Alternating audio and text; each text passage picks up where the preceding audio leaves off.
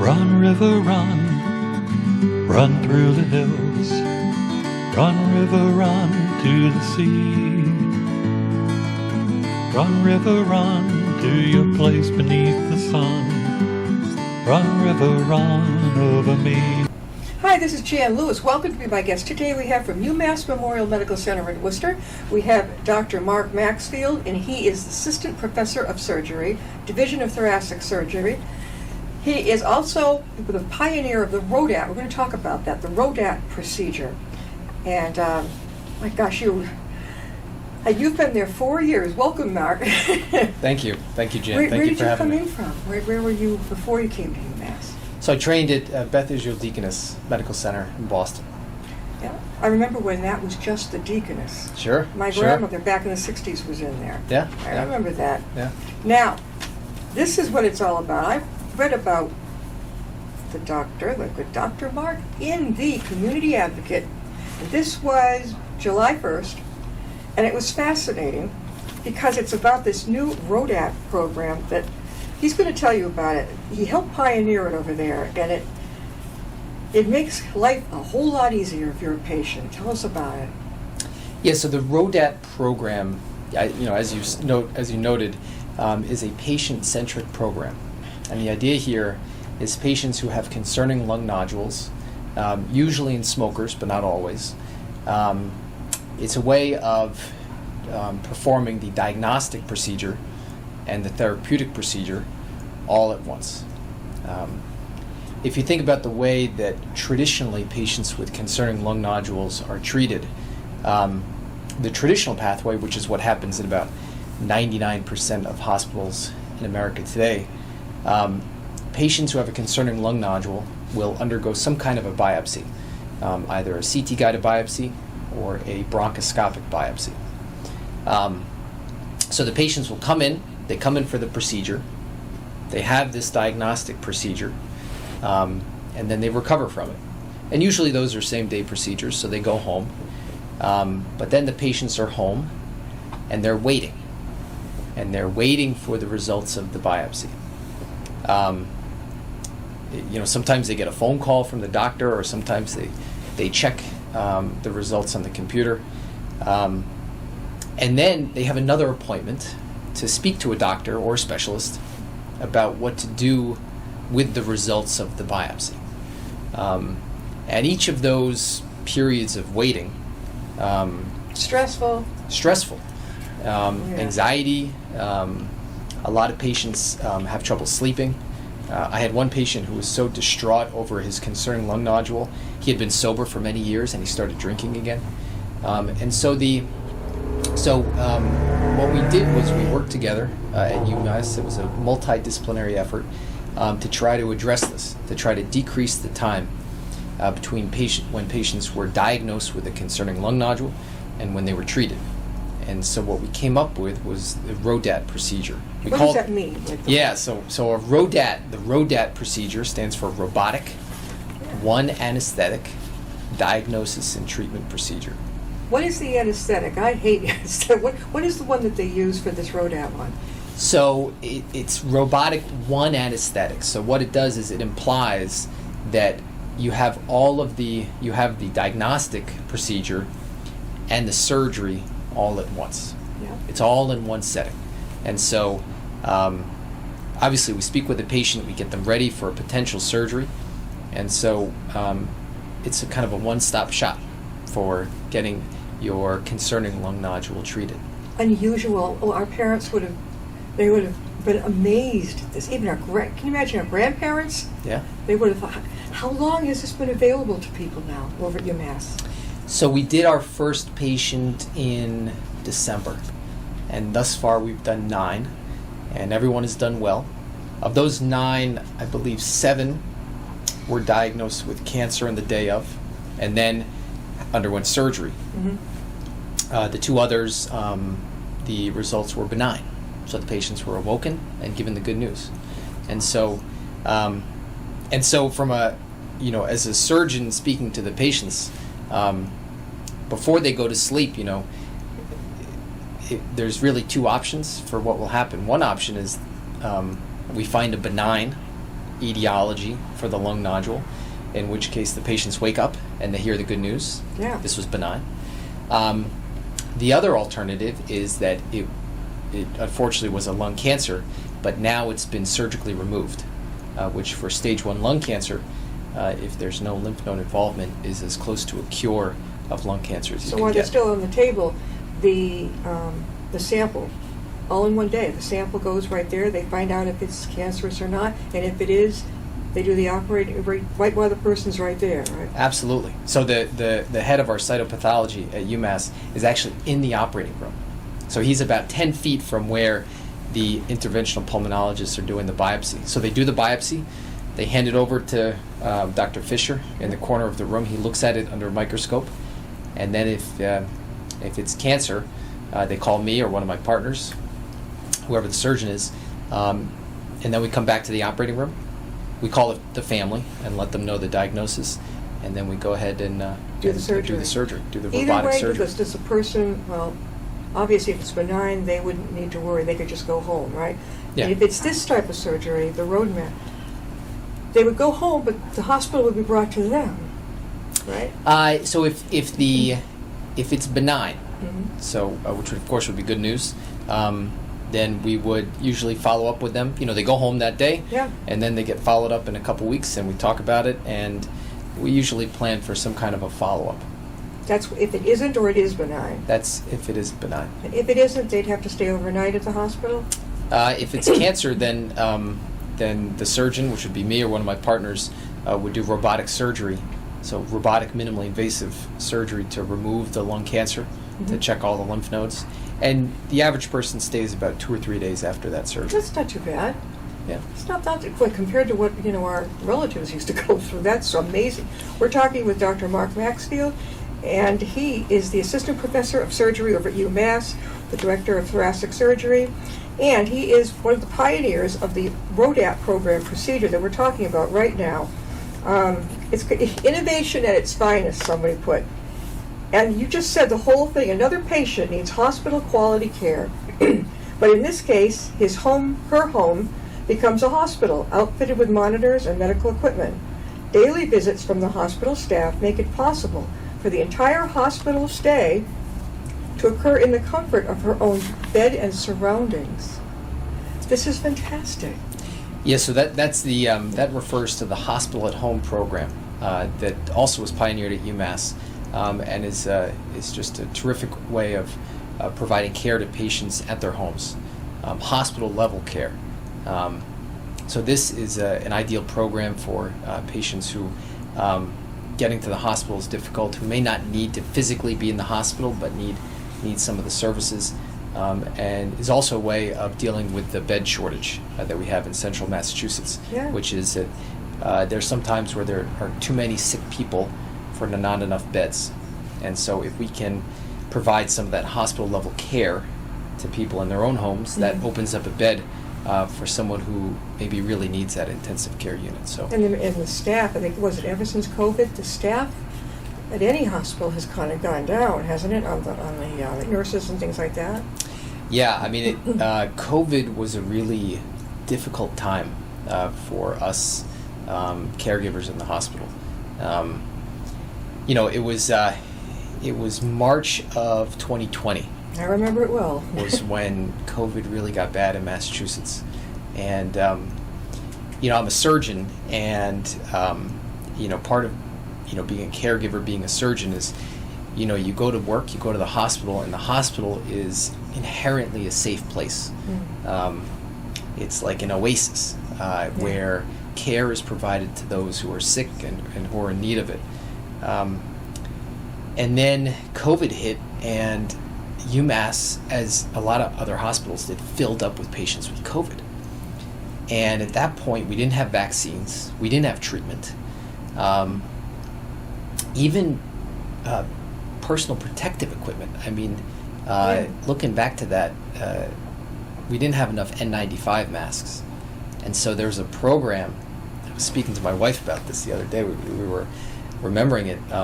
There was a program where we would use an N95 and they would clean it, and then they would give it back to us. Yeah, they'll use it again. They reuse these N95s. God. But the issue was that you'd go to work and there was this virus that was potentially deadly that was in the hospitals, and it was very nerve-wracking. At the time, my wife was she was pregnant. We had 2 young ones at home. Oh, how old are they?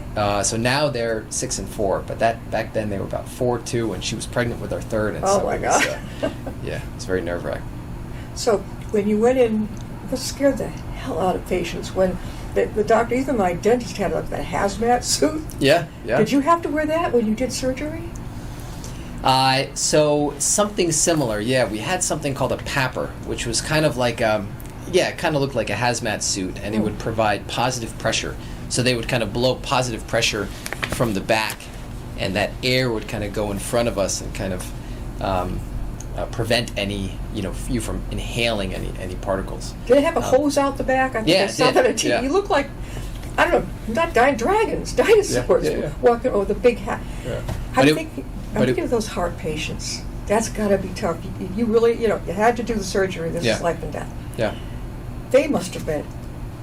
The doctors alone are nervous about it, but the patients, like, am I going to make it out of the hospital and not get COVID?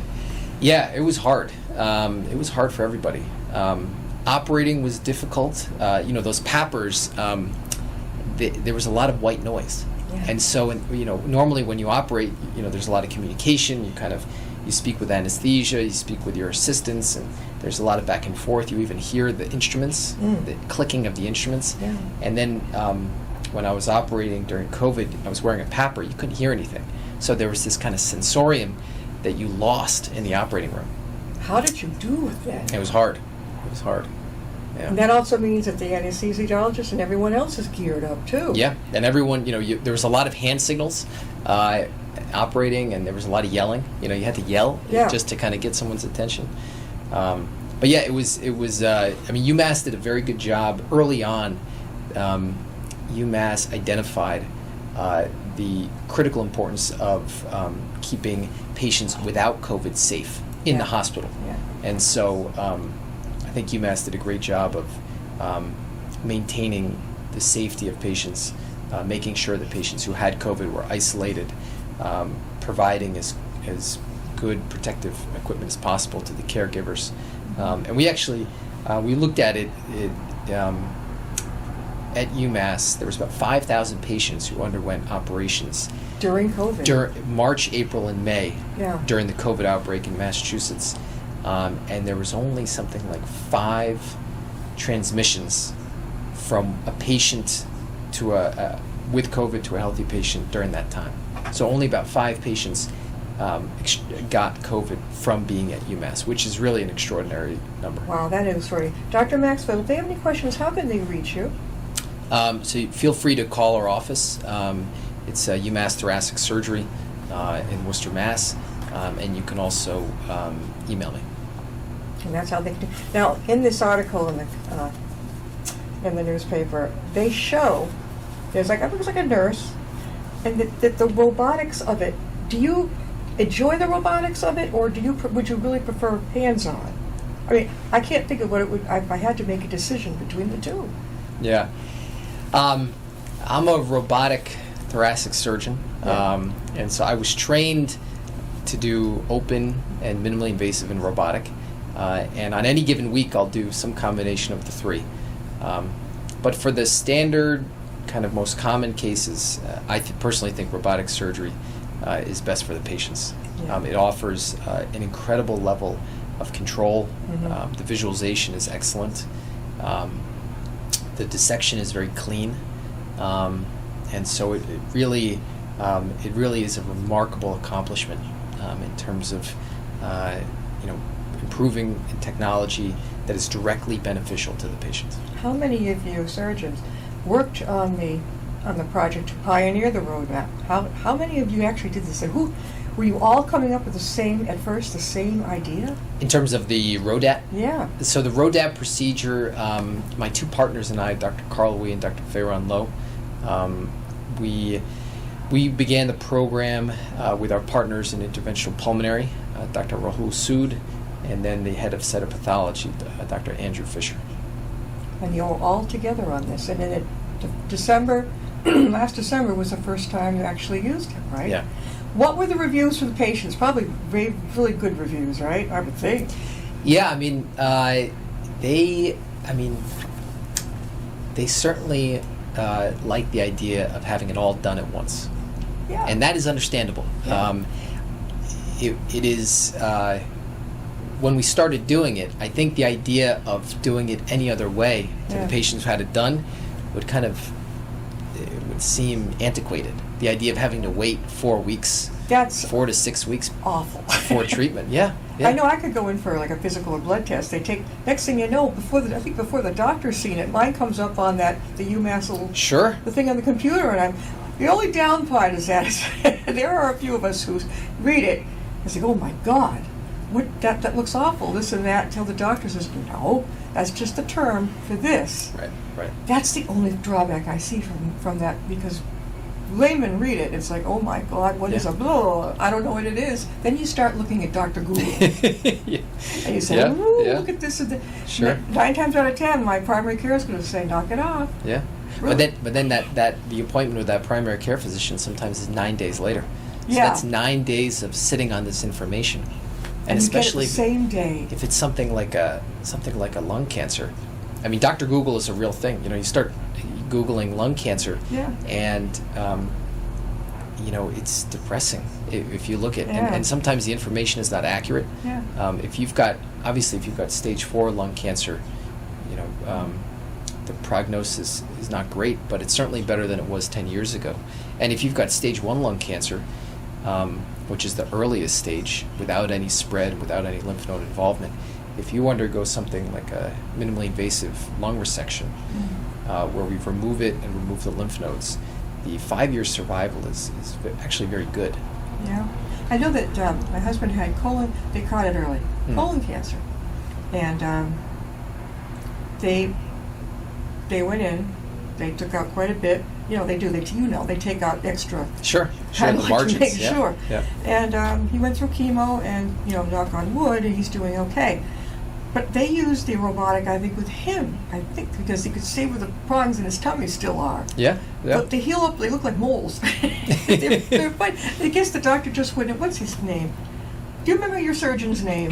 Dr. Mako. Dr. Mako. Oh yeah, Justin. He Sure. is amazing. Sure. He caught COVID, I think, and he had to. Early on, Oh. he was like the first surgeon at UMass to get it. Yeah. Yeah, he was a surgeon, and he's so busy that morning. Where the patients wait at Memorial, they got that ticker tape deli thing up on the wall, and Yeah, you say, okay, yeah. he's in procedure now, he's this and that.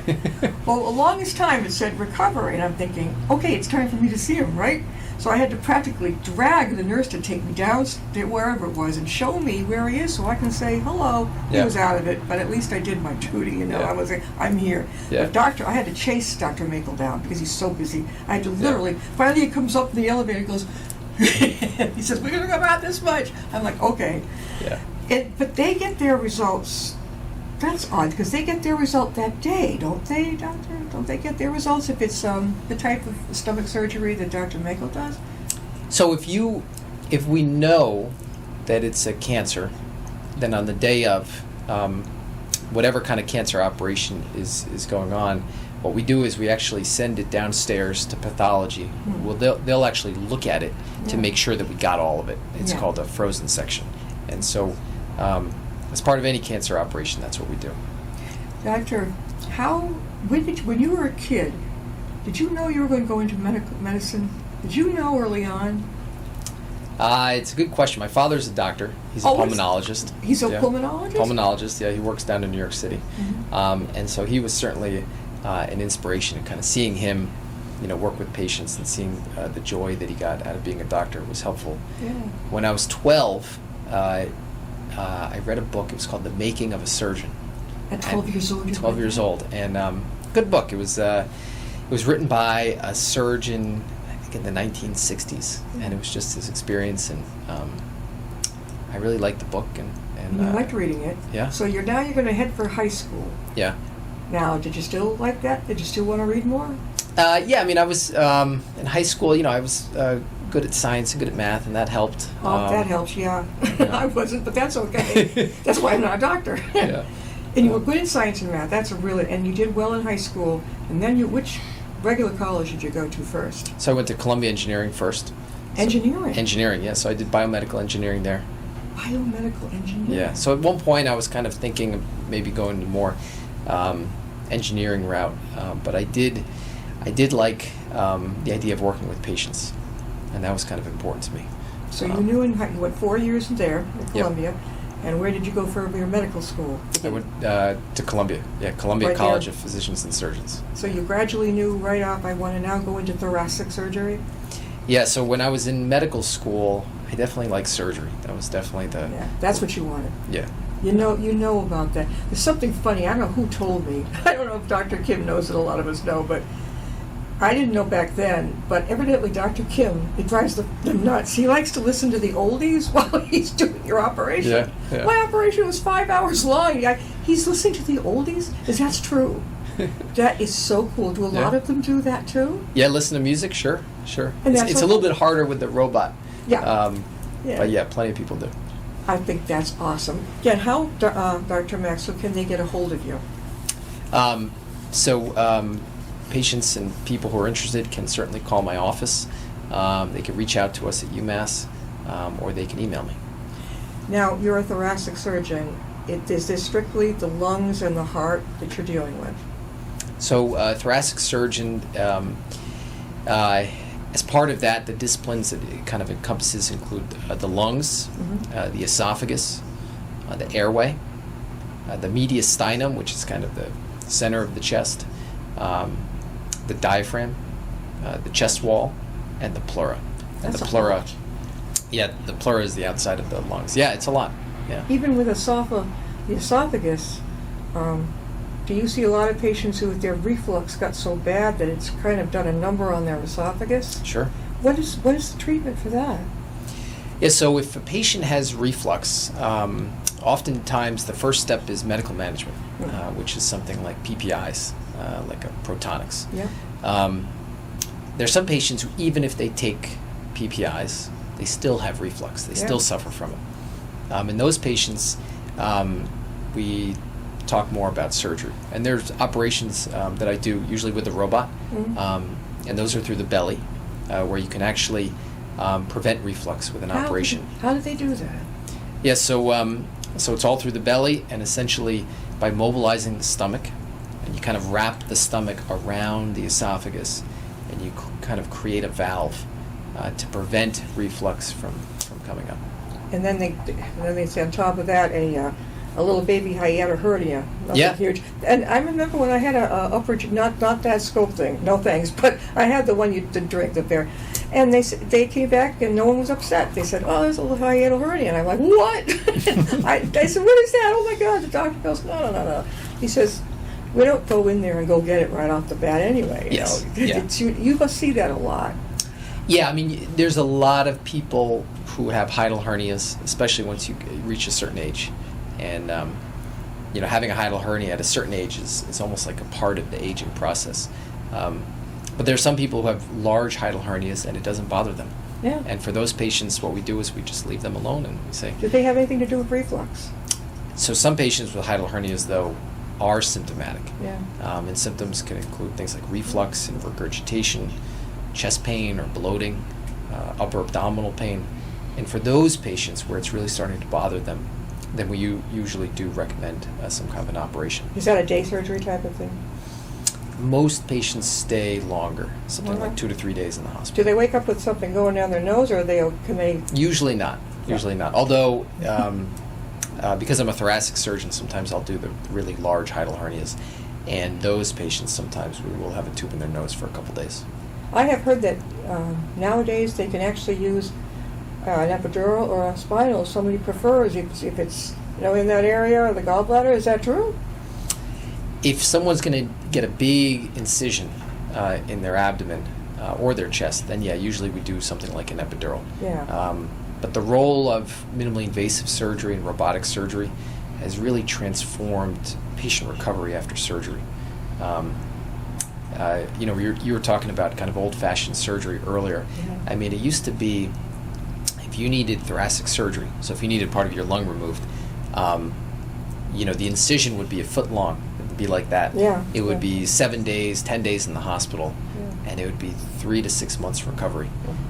Whereas nowadays, it's robotic. It's minimally invasive. Patients are out of the hospital in 2 or 3 days. There was an 80-year-old woman. I did a lung operation on each side. Yeah. In the same time? No, I waited about 2 months in between. Yeah. And she was gardening a week after each surgery. And That's amazing. Yeah, so it's really robotic surgery, and the technology in medicine nowadays is really remarkable. And the age. I mean, we had a neighbor up in his 90 or so. He had a hip operation. He did great. He sailed right through that. Yeah. People are, as you know, they're living a lot longer because of the great care you guys give to people. And, if you look in the obits nowadays, 90s, 100s, it's just becoming an ordinary thing, which I think is great. Yeah. Yeah, I think. Thank you so much for being with us. The ROADAT did I say ROADAT? Is that the way you say it? ROADAT? Yeah, RODAT. Yeah. And it's the newest thing that if it's benign, you can go home afterwards, and you don't have to stay in the hospital. They'll bring it to you. Do you go and visit your patient at their home, or that's for the nurses? I haven't done that. Yeah, that's usually the nurses, yeah. They can talk to you, though. Of course. So after surgeries that you did, you probably got on Zoom with some of them, right? Yeah, I do like to see them in person after surgery. I like to kind of make sure they're doing okay. Thank you so much for being on. Great job, great article. Jan, Good luck with that, ROADAT. Thank you for I having me. may need you someday. We'll see you next time and be my guest.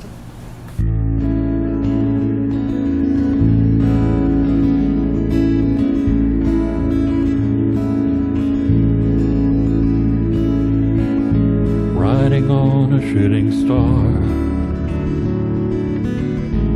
heading out toward a dream.